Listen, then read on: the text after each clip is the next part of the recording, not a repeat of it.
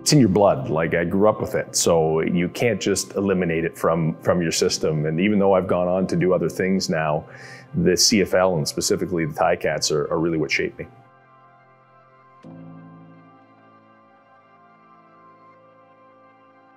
My name is Mike Morreale, former slot back, number 18 of the Hamilton Tiger Cats. I was very blessed to play 8 of my 12 years in Hamilton. The first time in 1997, 98, 99, 2000, 2001, so a 5-year run to start, and back again in 2004, 5, and 6. So collectively 8 years in total.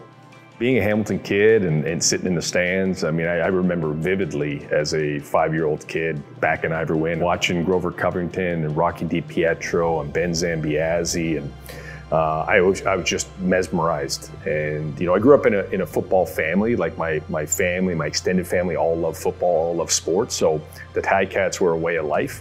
So as I sat in those stands, I was like, man, just one day I wish I could be out there. And it was a dream that it captivated me, and I loved it, and I loved everything that Hamilton stood for. Like, it was a tough place to play, it was a tough city, and I wanted to mimic that in my game, even from the receiver position. When I look specifically at certain plays, there's a couple plays that I think I'm most proud of, and you know, there's a big catch. It was actually my 1,000-yard catch in 1998. We needed convert a second and 22 in Saskatchewan to wrap up first place. And Danny threw a nice ball, nice and high over the middle, which is exactly where I like it.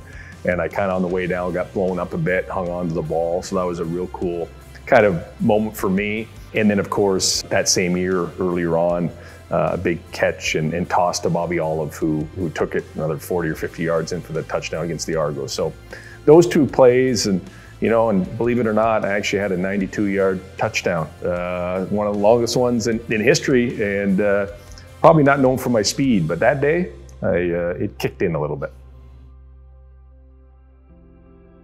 Well, I was really very fortunate when I retired. I call it forced retirement. Me and Rob, on that day in 2007, I'll never forget it, but I kind of had a soft landing.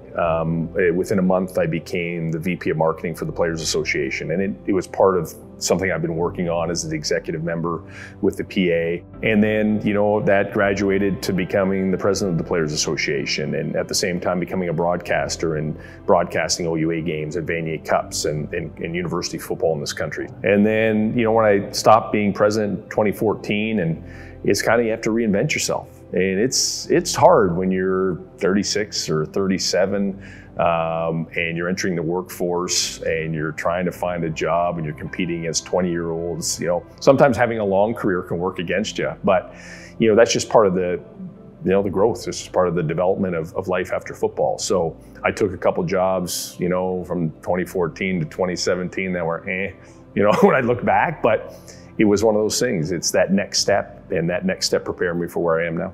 My new role is with the CBL, Canadian Elite Basketball League, as commissioner and CEO, and it truly is the greatest job in the world and the greatest experience and opportunity I could ever ask for. It's exciting. Basketball is the future. Basketball is the current. It's the trajectory of the game, and the sport is ever increasing year over year.